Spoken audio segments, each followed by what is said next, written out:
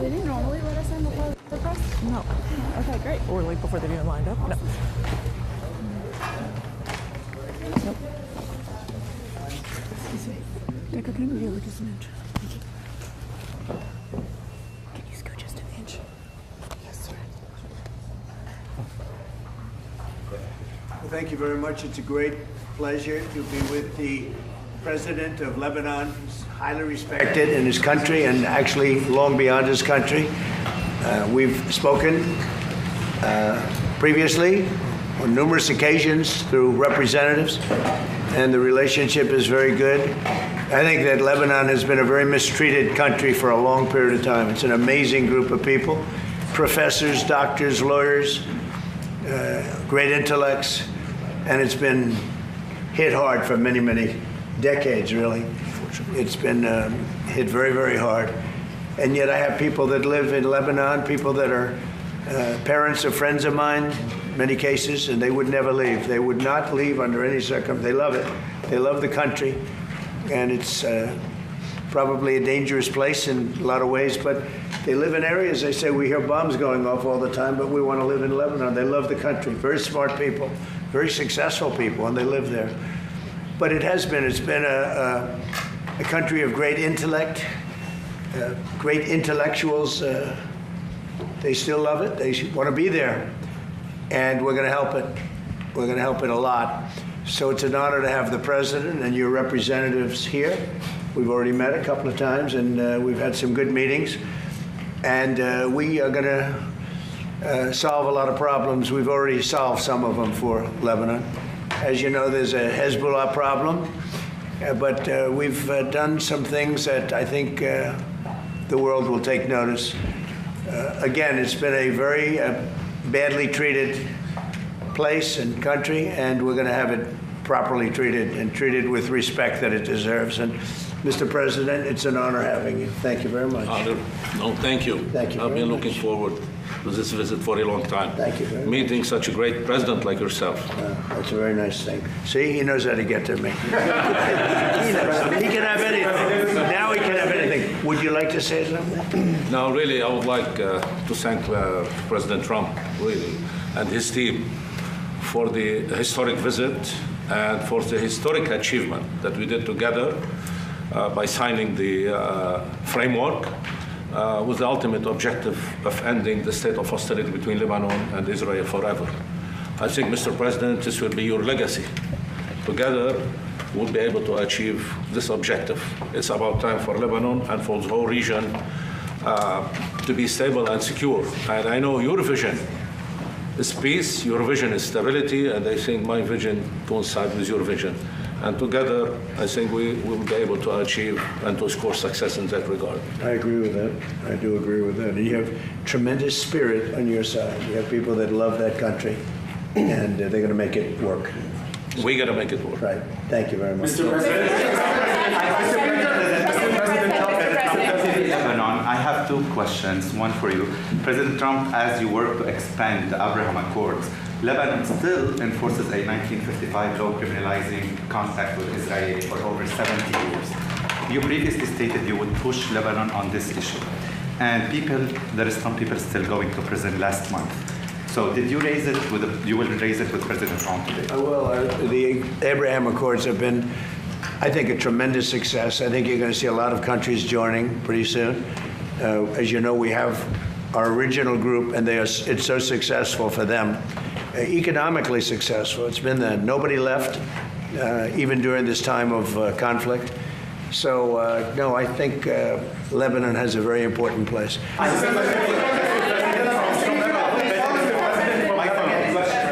What is your level of concern of a blockade of the Red Sea by the Houthi rebels, opening up another front in the war? See what happens. So far, it hasn't happened. It might happen.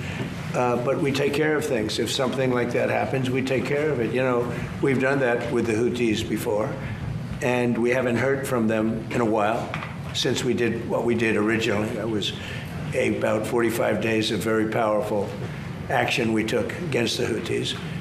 And we've had no problem with the Houthis. They've had no problem with us for a long period of time, including during this conflict. I think that if there is something like that, we'll just have to take care of business. The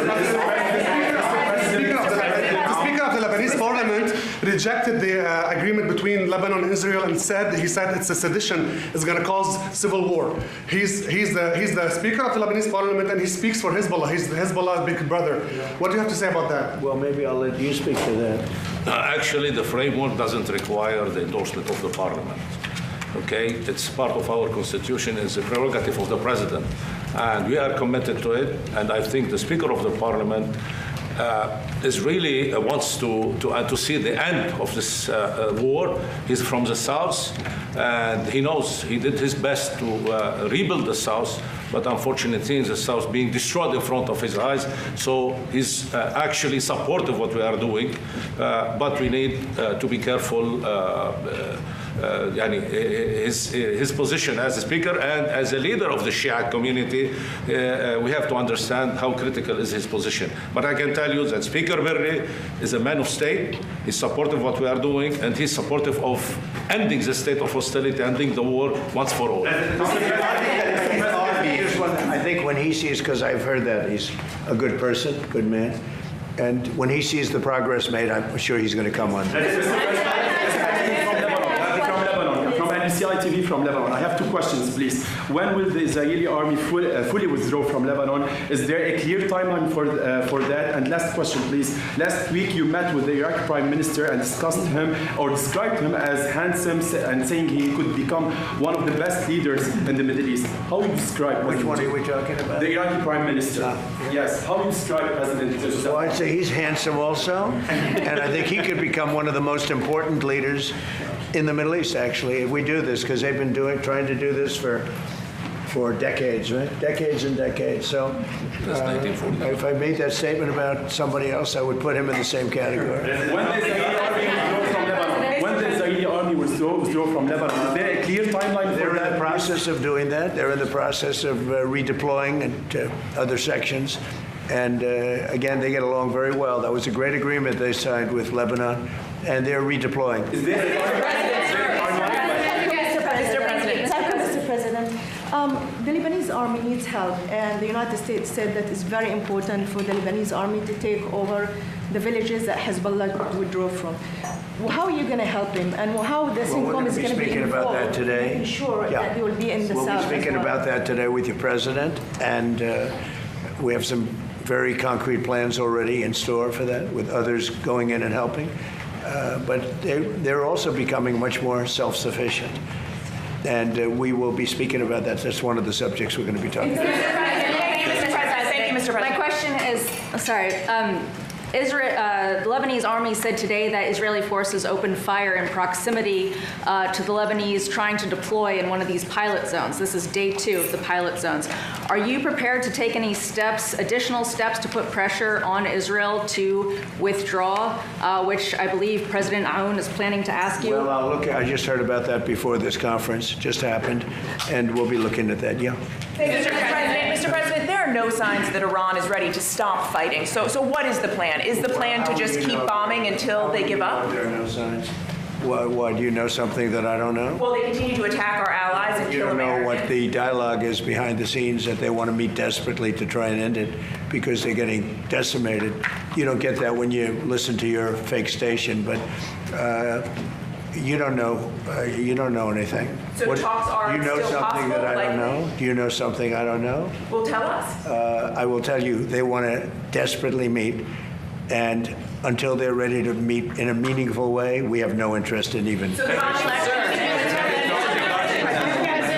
Mr. President, are you planning on putting any pressure or consequences on China for what you announced about them meddling in the 2020 election? Well, we're going to talk to them about it. It took place a long time ago. I think China's maybe a little bit different today than it was then. But look, they do things and we do things to them. I'll be honest. We do things to them too. It's not a one-way street. But we'll be talking to them, yeah.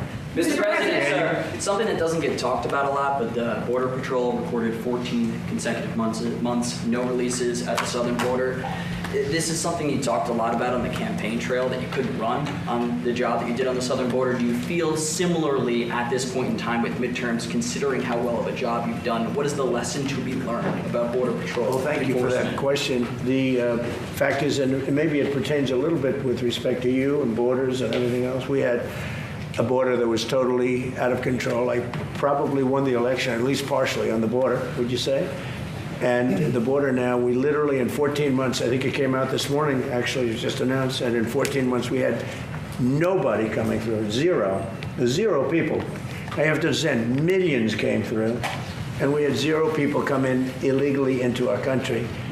And that's made by people that happen to be Democrats, largely Democrats, the people that do those stats. And I'm sure they don't like saying it, but we really had virtually nobody coming in, and they actually say nobody, not even virtually. So it's amazing what's happened there, and very people talk about that anymore. You know, they don't like talking about that. They don't like talking about Venezuela, where we lost no people. I'll be going to Dover for something that I feel it's a great honor for me to do it. These are people that want it, and they feel like I do, that Iran cannot have a nuclear weapon. Very simple. It's a very simple dictum. They cannot have a nuclear weapon, and they won't have. They're not going to. They have no chance of having a nuclear weapon. And as far as Iran is concerned, I'll let Pete maybe say a couple of words, but we are doing very well. We are degrading them at levels that nobody thought was possible. They're being degraded really so seriously.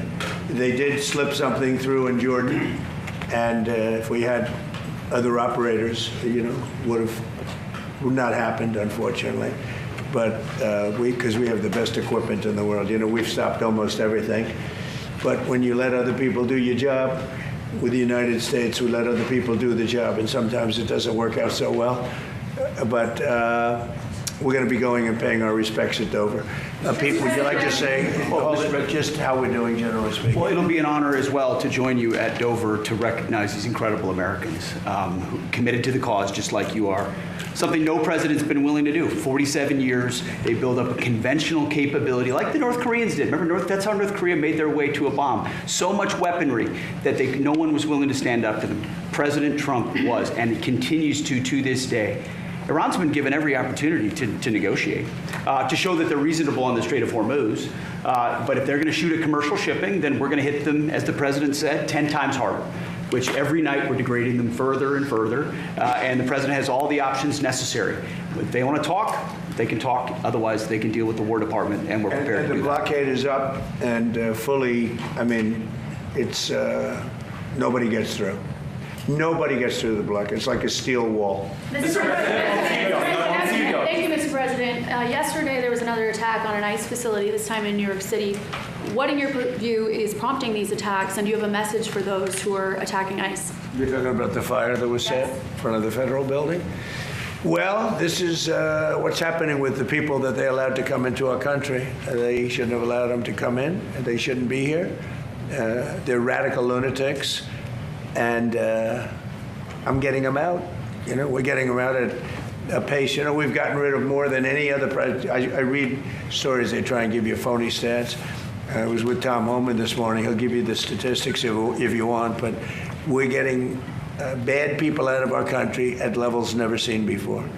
There's never been a time when more bad people, and you take a look just here in Washington, we took out almost 5,000 hard-line, hardcore criminals, most of whom came in during the open border periods of the previous administration. An amazing statistic, and this is something that I hate to be talking about in front of the president of Lebanon, but he's got his problems and they're different problems, but we don't have any problems in Washington, D.C. We've wiped out about 92% of the crime. And we're going to get very close to, I believe we're going to get close to 100% of the crime. And if you take a look at this city and compare this to what it was 15, 16 months ago, this was a dangerous city. I don't know how, I better not compare it to Lebanon because I don't exactly have your stats, but it might have been Lebanon was safer. This was a dangerous city under the previous administration, Biden. And now it's a very safe city. There was an article that came out 2 days ago that Washington, D.C. has made the greatest progress of any city in the nation. Now, Memphis also, and New Orleans also. And if they would ask us for help in Chicago, we would turn that around so fast. If they'd ask us for help in New York, we would turn that around so fast. Los Angeles, we would turn that around so fast. But the stat that's so amazing is that 2% of the people create 91% of the crime. Think of that. It's a great stat. Because if it was 70% of the people, that's a problem. If it was 20%, 2% of the people create 91% of the crime. Think of that. 2% of the people, you can handle that easily. So Washington, D.C. is now one of the hottest cities in the country. We have the hottest country in the world. But Washington is now hot. And I do have to say one other thing. We just had the World Cup, as you know very well. And it was the most successful World Cup ever. We didn't even have a protest. We had no crime. With all those events, it was like having many, many Super Bowls. Each one was like a Super Bowl. And with all of that, we didn't have crime. We didn't have bedlam. Everybody left here with a different opinion than what they read in the fake news. They love this country. I saw Scotland. I saw Norway. I saw all these countries. I mean, the level of love that nobody wanted to leave. And I just want to congratulate everybody, the job that we did, and all of us, everybody in this room, because everybody in this room was involved. The vice president was very much involved. It was amazing. I was with Johnny the other day. The job he did is great, but he said he never thought in a million years it could be so free of any difficulty. Think of it. We didn't even have a protest. Not only no crime. Now, there's a reason for all this, but part of it was that people just wanted to pull together. This country, for like a 4-week period, just pulled together. Really amazing. And I didn't want to say it before the final. I didn't want to say how well it was doing. I wanted to get the final over with because you never know. It only takes a bad moment. But we just had the most successful World Cup in history. Did 5 times the business of any World Cup in history. And I can't wait to get them back, but I think we won't be able to get them for the next time. Do you feel safe here, especially with this upcoming? Do you feel safe, especially considering the attempts on your life? I feel safe. Why wouldn't I feel safe? President, I'm Pedro Ghani from Al Jadid. Are you still speaking with Hezbollah? You said in previous interviews that you're speaking with Hezbollah. I would say that, but I would speak to Hezbollah. Yeah. I speak to everybody. I'll speak to people that a lot of people think I shouldn't be speaking to, and things work out. I would speak Mr. President, I would speak to Hezbollah. I would say this: if the president wanted me to speak to Hezbollah, you know, he's lived with Hezbollah for a long time, and if the president wanted me to speak to Hezbollah, I would. You know, I would. Mr. President, follow up on Iran. If the Iranians do not make a deal ultimately, how long will it take for you to stamp out their threats to the Strait and enable full shipping? So if we left right now, it would take Iran 20, 25 years to rebuild. Okay? And we're not finished at all. But if we left right now, it would take them a long time, years to rebuild. But we're not leaving right now. So we've had a big impact on Iran.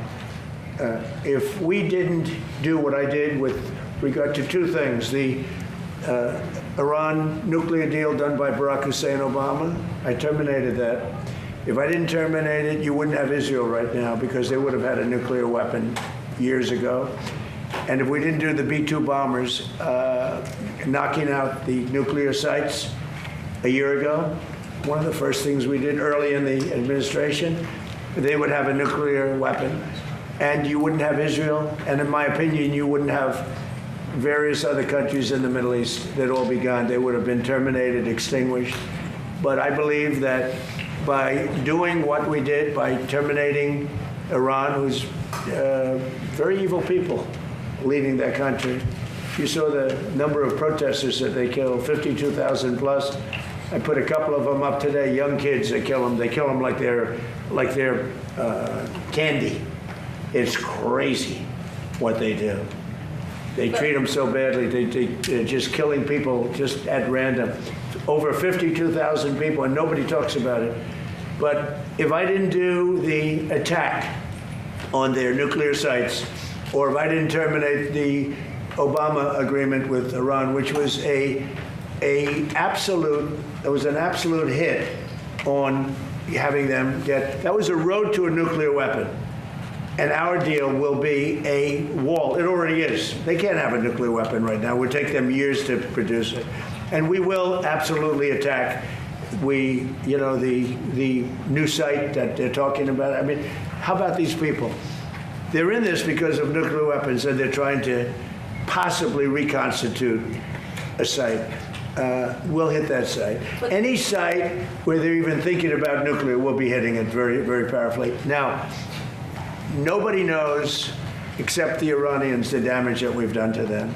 We have done damage that will take them 20, 25 years to recover from. So if we left tomorrow, we had a big success. But we're not leaving tomorrow.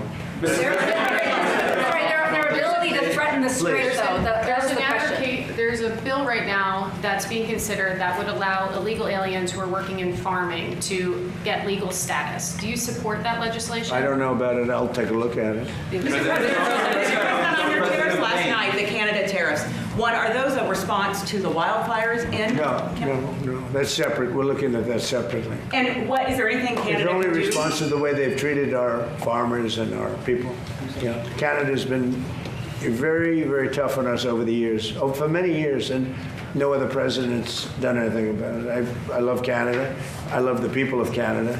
Many friends that live in Canada, but their leadership from Trudeau to the current leadership, I mean, in all fairness to them, they need us to survive.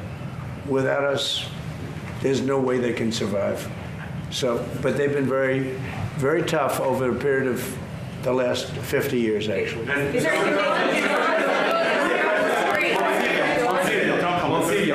Tony Murad, LBCI TV from Lebanon. Do you still support Syria entering Lebanon to disarm Hezbollah? You mean coming in and doing something with Hezbollah? Yes. Well, it's a concept, you know. We get along very well with the president of Syria. He's done a very good job. I wouldn't be surprised if this gentleman's going to do a job just like that. He's done a very good job. He's pulled Syria together. He would like to come in and do something with Hezbollah. You know, they've been fighting. He's been fighting Hezbollah for a long time. I think it'd be very effective. So it's something I think of. On tariffs, you increased the tariffs on Canada yesterday. Can you say if you still expect to impose tariffs on the wildfire problem? And can you say when you might impose 301? A lot of damage has been done. They're not managing their forests properly, and the wind has a tendency to blow right over New York City, right over, you saw Detroit, they had to close the whole place. Michigan was really affected. They had to close businesses for 4 days. It's very serious what they're doing, and they don't seem to be able to do anything about it. If they managed their forests, they wouldn't have the fires. Do you believe that Iran is trying to impact the midterm elections by threatening the Strait of Hormuz? They won't have any impact on me. I'm just going to do the right thing. I don't view it as, gee, we're having an election in a period of time. You know, everyone says, oh, I'm doing something before. No, the election, I can't think about that having to do with this. I think people are very impressed. I mean, we took over Venezuela. We now have a great relationship with Venezuela. We went to war with Venezuela, and the war ended in 1 day. And we have now an incredible relationship with Venezuela. We're taking out millions of barrels of oil. They're making more money now than they ever made before, ever. And we're making a lot of money. We've paid for the war many times over with Venezuela. We lost nobody. We lost nobody. We didn't lose one. And it was a violent attack. As you know, we took out a man who was a very evil man. What he did was very evil, in many different ways. We took him out. But, you know, the Venezuela, they said the same thing. When I did Venezuela, everyone said, because look at the drugs, look at what they did, where they took all of their prisons, they opened up their prisons, and they have everybody in a prison come in through Biden's absolutely insane open borders policy. And we did that in 1 day. Think of it. And now we are working very closely with the administration, and we get along very well. Venezuela is a very happy place. I had a tragic incident with the, with the event that took place a couple of days ago, a week ago. What a terrible thing that was. They had a movement, a shifting of earth that was unbelievable. They'd never seen anything like it. A lot of people were killed. So it's all unrelated. But by the way, we were the first ones there to help. We were there to help Venezuela. It was an earthquake, I guess you'd call it. It was a pretty massive earthquake. And we were able to do a lot of good. But they lost a lot of people. Venezuela, the people are so happy that we're there. The jobs, everything's happening. And we're taking out many, many times the money that we spent on the war. This one, Iran is bigger. It's a more complex situation, but we're probably doing equally as well if you look at the damage that's been done. And again, as I said to the young man that just posed the question over here, if we left today, it would take them decades to rebuild, and I don't believe they could ever rebuild. And honestly, they haven't seen anything yet. We've been nice. We've been nice. Haley Bull with Scripps News. Thank you for the question. Do you believe that Iran has moved nuclear centrifuges into Pickaxe Mountain? And when you say we're not done yet, what is left to finish? Well, I think that they may have. We don't have it on record. all we do is read the fake news. We see the news is so wrong so many times. So, maybe this one they have right, but it's okay. It doesn't mean anything unless they have the material. You're talking about the centrifuges. Yeah, it doesn't mean anything unless they have the material. They don't have. We follow the material. That's where the action is, and we'll be hitting that area probably pretty soon. And there's not a thing they can do about it. Normally I wouldn't say that. If I thought they could do something about it, I would never say that. But we'll be hitting that area pretty soon, and very heavily.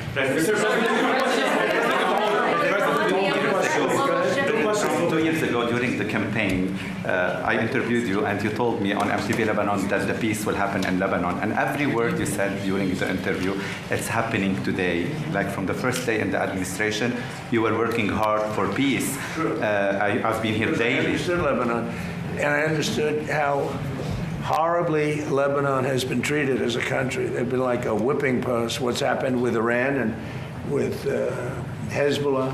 But Lebanon's been treated very incredibly badly, and maybe I'm a little prejudiced in favor of Lebanon because I have so many Lebanese friends. You're not at all.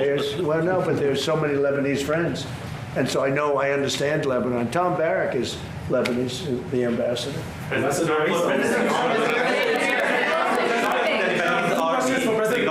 Lebanese army. President, does the Lebanese army currently have the funding, equipment, and manpower necessary to implement the agreement? Or you are asking today President Trump for additional U.S. assistance today to do the job? Definitely, with the support of President Trump, and we spoke on the phone, and I told him I need two things from you: political support and supporting of the LAF, which is the LAF is the most trusted institution in the country, and it has the most powerful weapon, which is the trust of the public.